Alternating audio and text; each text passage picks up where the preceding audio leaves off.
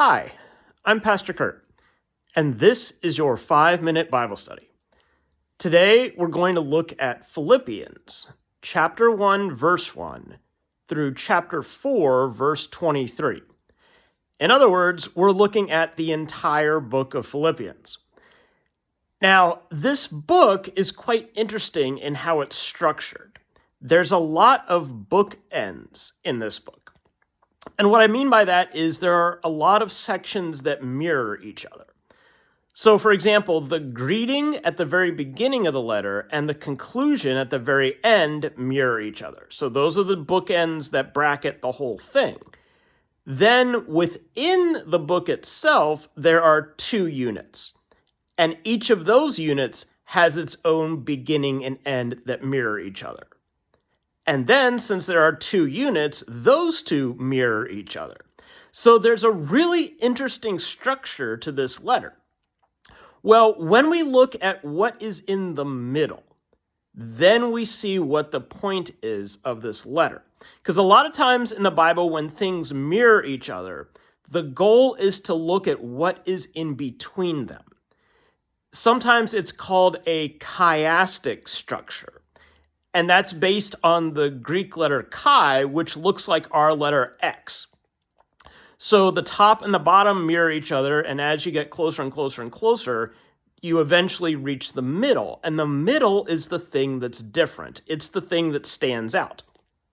Well, here in the book of Philippians, since we've got 2 middle sections that each have this kind of book-ended structure, we look at 2 main points in this book. The first main point comes in a section that might be familiar to you. This is in the famous Christ hymn, where we hear about Christ becoming a servant and emptying himself, taking the form of a slave, not regarding his equality with God as something to boast about, but instead taking on human likeness, suffering on the cross, that famous hymn. The point of this hymn is that Christ became a servant. But look at the context around this hymn.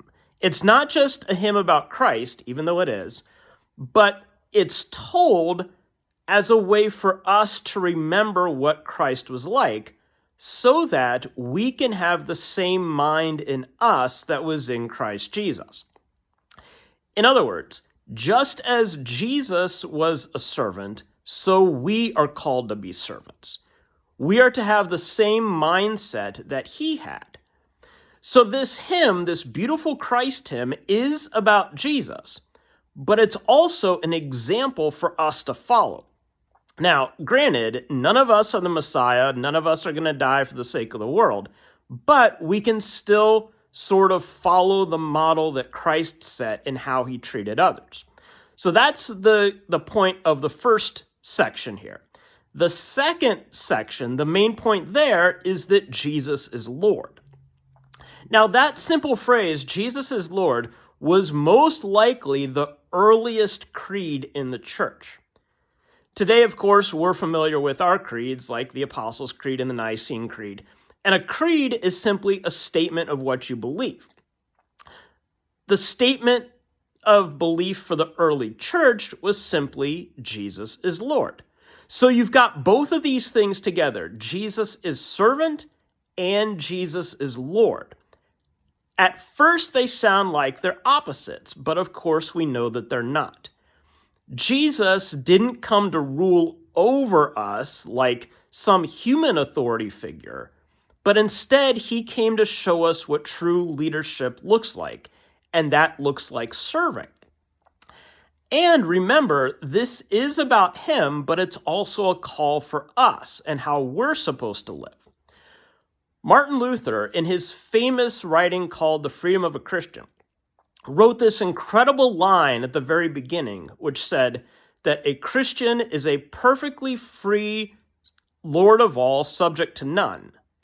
And a Christian is a perfectly dutiful servant of all, slave to all. In other words, nobody can really boss us around, but we submit ourselves to Jesus. That fits exactly with what we hear about how Jesus behaved when we read this letter in the Philippians. That Jesus was servant and he was Lord.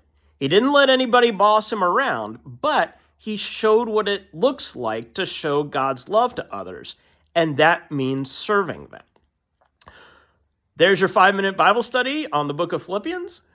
Please remember to like, comment, share, and subscribe, and I'll see you next time. Thanks.